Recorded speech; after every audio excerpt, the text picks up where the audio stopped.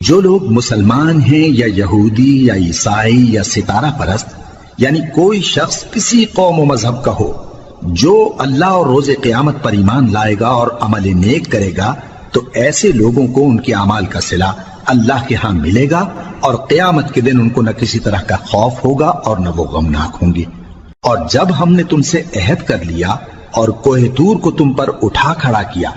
اور حکم دیا کہ جو کتاب ہم نے تم کو دی ہے اس کو زور سے پکڑے رہو، اور جو اس میں لکھا ہے اسے یاد رکھو تاکہ عذاب سے محفوظ رہو، پھر تم اس کے بعد عہد سے پھر گئے، سو اگر تم پر اللہ کا فضل اور اس کی مہربانی نہ ہوتی تو تم خسارے میں پڑ گئے ہوتے۔ اور تم ان لوگوں کو خوب جانتے ہو جو تم میں سے ہفتے کے دن مچھلی کا شکار کرنے میں حد سے تجاوز کر گئے تھے، تو ہم نے ان سے کہا کہ ذلیل و خوار بندر ہو جاؤ، اور اس قصے کو اس وقت کے لوگوں کے لیے اور جو ان کے بعد آنے والے تھے عبرت اور پرہیزگاروں کے لیے نصیحت بنا دیا۔ اور جب موسیٰ نے اپنی قوم کے لوگوں سے کہا کہ اللہ تم کو حکم دیتا ہے کہ ایک بیل ذبح کرو، وہ بولے کیا تم ہم سے ہنسی کرتے ہو؟ موسیٰ نے کہا کہ میں اللہ کی پناہ مانگتا ہوں کہ نادان بنوں۔ انہوں نے کہا کہ اپنے پروردگار سے التجا کیجئے کہ وہ ہمیں یہ بتائے کہ وہ بیل کس طرح کا ہو۔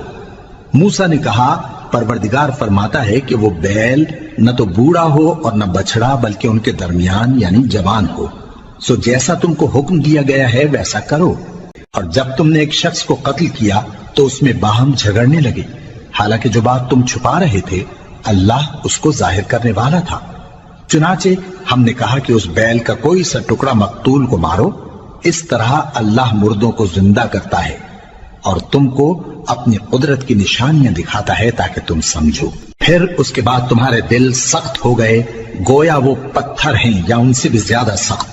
اور پتھر تو بعضے ایسے ہوتے ہیں کہ ان میں سے چشمے پھوٹ نکلتے ہیں، اور بعضے ایسے ہوتے ہیں کہ پھٹ جاتے ہیں اور ان میں سے پانی نکلنے لگتا ہے، اور بعضے ایسے ہوتے ہیں کہ اللہ کے خوف سے گر پڑتے ہیں، اور اللہ تمہارے کرتوتوں سے بے خبر نہیں۔